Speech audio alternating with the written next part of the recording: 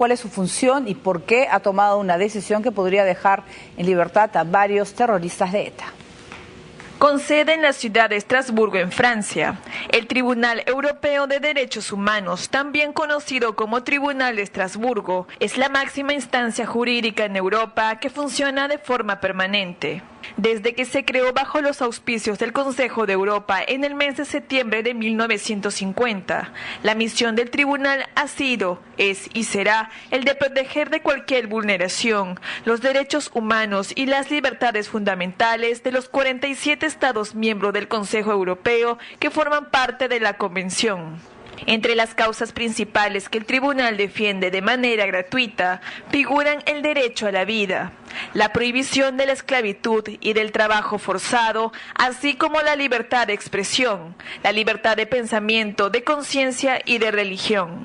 Actualmente los abogados, jueces, personal administrativo, técnicos y traductores que trabajan aquí están bajo la dirección del abogado procedente de Luxemburgo de 52 años de edad, Dean Spillman, quien es la máxima autoridad de esta corte. Es importante mencionar que todo el que aquí trabaja, en especial los jueces, además de ser aptos y capaces para el trabajo judicial, disfrutan de la más alta consideración moral y reputación entre la sociedad. La Corte Internacional de Estrasburgo es la última esperanza de justicia. Una persona, organización no gubernamental o grupo de individuos puede recurrir a ella cuando ya agotó todas las vías y recursos judiciales en el estado al que pertenece. Todo el que aquí denuncia puede incluso denunciar al Poder Judicial por violar los protocolos que rigen a dicho tribunal. Muy bien, y a propósito del Tribunal Europeo de Derechos Humanos, también se ha conocido hace unas horas que se ha declarado incompetente para juzgar la matanza de Katyn, ocurrida en 1940. La Corte ha estimado que los hechos escapan a su jurisdicción porque ocurrieron medio siglo antes de la entrada en vigor en Rusia de la Convención Europea de Derechos Humanos. La sentencia se ha quedado, acá dice, según este diario El País, como un tirón de orejas a Moscú por no haber colaborado con el tribunal durante el examen del caso, y las familias polacas de las víctimas prácticamente como una ducha de agua fría porque deja impune esta matanza ocurrida por orden de Stalin en el año 1940 en los bosques de Katyn. Sí, hasta donde recuerdo, este es un caso en el cual el ejército soviético, bajo órdenes de Stalin, el dictador de la época, en la Unión Soviética, dictador supremo cuya palabra era la ley, manda asesinar a oficiales del ejército polaco durante la Segunda Guerra Mundial, porque habría que recordar que en ese entonces, estamos hablando de 1940, la Unión Soviética y la Alemania nazi tenían un pacto de no agresión, que entre otras cosas implicaba para efectos prácticos crear esferas de influencia sobre Polonia de ambos países y dividir otros territorios, ¿no?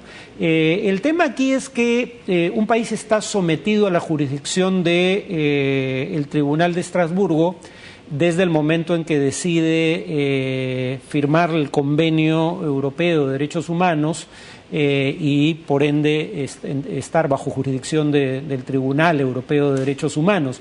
Y si hace salvaguardas respecto a hechos ocurridos en el pasado, el tribunal no tiene jurisdicción sobre ellos, ¿no?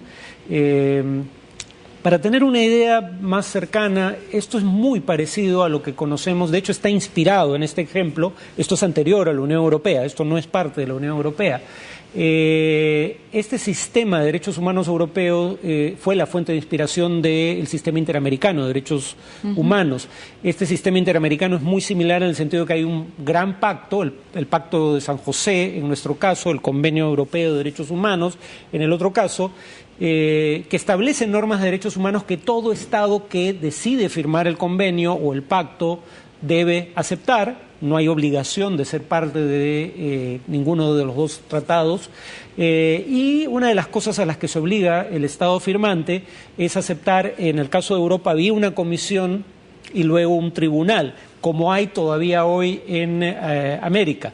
Creo que en el caso europeo la comisión fue reemplazada por una instancia previa del tribunal. La comisión acá no tiene la capacidad de emitir fallos vinculantes, como no lo tenía la comisión digamos, del convenio, creada por el Convenio Europeo de Derechos Humanos, pero la Corte Interamericana de Derechos Humanos sí da fallos o emite fallos que son obligatorios para los estados que aceptan su jurisdicción, como es el caso también en Europa. O sea, nosotros ese sistema lo tomamos de este ejemplo europeo. Claro, y además ahora lo que le resta a España es cumplir, porque se ha comprometido a respetar los fallos, así le gusta o no, al gobierno de Mariano Rajoy. Muy bien, vamos a seguir con informaciones. Nos vamos a Rusia. Una mujer suicida fue la autora del atentado en un autobús de Volgogrado. En el lugar de los hechos se halló documentos de la esposa de un guerrillero. La mujer se había unido al Islam recientemente.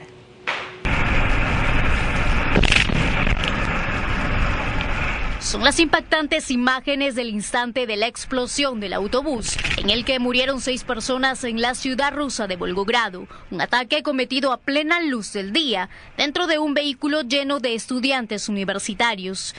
El atentado suicida fue cometido por la terrorista Naida Silalova, de 30 años de edad. Los investigadores encontraron en el lugar su documentación. Según la agencia Interfax, era la esposa de un líder de un grupo insurgente del norte del Cáucaso. Según los sobrevivientes, la mujer detonó una granada de mano poco después de subir al colectivo. Llevaba consigo otra, pero no logró activarla. Por el caso del estallido de un autobús en Volgogrado, los órganos del Comité Nacional y de Investigación abrieron una causa penal por indicios de crímenes, como acto terrorista, asesinato y tráfico ilegal de armas. El lugar de la explosión está bajo investigación de expertos especializados. El hecho ha obligado a las autoridades del lugar a declarar el nivel amarillo de peligro terrorista por un plazo de 15 días. Según las autoridades, 8 de los 32 heridos se encuentran en estado crítico, entre ellos un bebé de 1 año. La tragedia ha hecho que la seguridad se redoble, sobre todo por la proximidad de los Juegos Olímpicos de Sochi, que empezarán en febrero del año que viene, ante el temor de que ocurran hechos similares. En los últimos años han sido los islamistas rusos los que han llevado a cabo los atentados para lograr la creación de un emirato musulmán independiente en el Cáucaso. Varias viudas negras han participado en los ataques. Bueno, vamos hasta Kenia, el país que aún no se recupera del horror vivido por el asalto al centro comercial de Nairobi, donde murieron al menos 72 personas. Nuevas imágenes de las cámaras de seguridad del lugar muestran a varios soldados saqueando el centro con el mayor desparpajo. En el video se aprecia cómo luego de entrar al establecimiento donde ya habían sido aniquilados los terroristas, los militares salen con bolsas blancas en las manos, como si se tratara de un día de compras. Otros cogen prendas de un puesto y hasta se detienen a ver qué más podían llevarse del lugar. Las imágenes, por supuesto, han causado mucha molestia dentro de la sociedad y los grupos políticos de ese país, mientras aún el jefe del ejército no ha dado explicaciones sobre la actitud de estos soldados.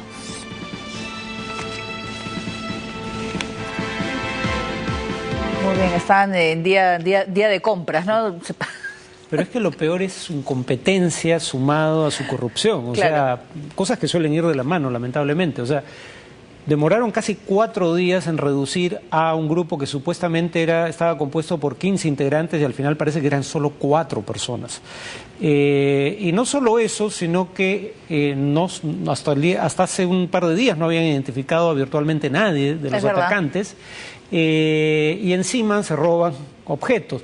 Había habido una investigación, según leía, del Parlamento keniano que, sin embargo, había exculpado a los soldados que participaron de la operación sin preguntar algo tan elemental como dónde están las cámaras de seguridad, que son las que revelaron finalmente que el hecho se había ocurrido, pese a que había un antecedente en el cual, ante un incendio en un aeropuerto de Kenia, había ocurrido exactamente lo mismo, había habido saqueos y en ese caso sí se determinó, digamos, con la debida premura la ocurrencia del hecho. Aquí se había dicho que esto no existía hasta que ya aparecieron las cámaras. Bueno, qué vergüenza y ojalá pues que sean sancionados, porque al final esa rapidez para robar también lo hubieran tenido para salvar vidas en el centro comercial. Bien, vamos a hacer una pausa y volvemos con las protestas en Brasil por la licitación de yacimiento de petróleo que dejó al menos 6 heridos. También vamos a ir hasta Guatemala. Las autoridades informan que el feminicidio causó la muerte de 592 mujeres.